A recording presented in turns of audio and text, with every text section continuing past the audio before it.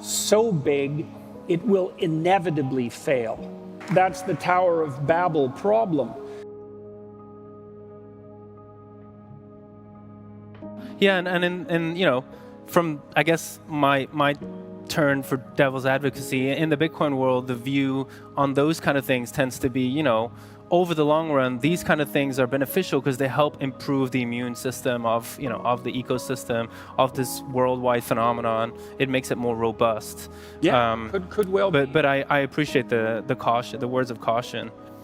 I wanted to ask a bit more about some of the other things you've encountered during this Bitcoin rabbit hole, because people tend to call it that way. Once you kind of go down it, there's, you know, sometimes you don't know how deep it can go. And you had and I don't know if you'll agree if this relates to your Bitcoin journey, but you had a long conversation with Dr. Bob Murphy, who's an expert in Austrian economics. And in that respect, I thought it was fascinating when you both were talking about the Austrian business cycle, which is their theory of the boom and the bust in the economy and their explanation of why it happens.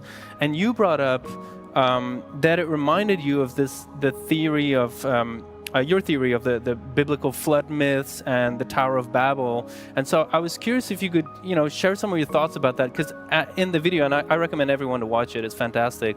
To me, it's like a masterclass of how to be a student, because you know, you're so methodical in exploring this you know, new school of thought.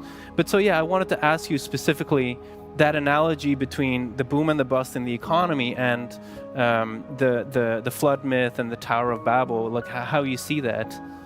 That's a very, very hard question, that one. So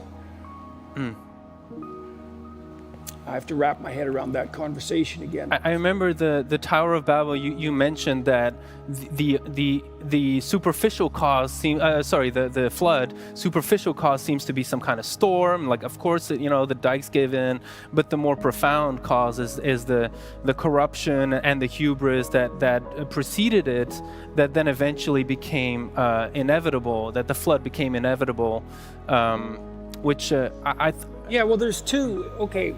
So I'll see if I can make that intelligible in a relatively short period of time. At the end of the biblical narrative in Genesis, you have two types of catastrophe, and one is a flood and the other is a Tower of Babel. And we can start with the Tower of Babel because I think that's in some sense what the Austrian economists criticize, and also perhaps why the Brits voted to leave the EU. And so the idea would be, and this is kind of a conservative idea, that the best level of governance is the most local level possible, right? And so I think the Swiss will like to hear that. What's that? The Swiss will like to hear that. Yes. And the reason for that is that as your system develops layers, this certainly happens in business. Imagine that one of the problems you have as a business person is that you have to be aware of your customers and what they want. Obviously, you have to be more aware of that than anything else because you're trying to deliver what they want to them. And so if you're well informed about what they want, then hypothetically, you can deliver what they want and you succeed. Your salespeople are the ones who are in the most direct contact with your customers. And then you can imagine building an enterprise that has so many levels of intermediary processing that by the time you get to the decision makers, none of the signal from the salespeople is left. Well, that's the Tower of Babel, is that the system doesn't even know what problems it should be solving anymore because it's got too internally complex. And you know, you heard that mantra back in 2008 over and over, too big to fail.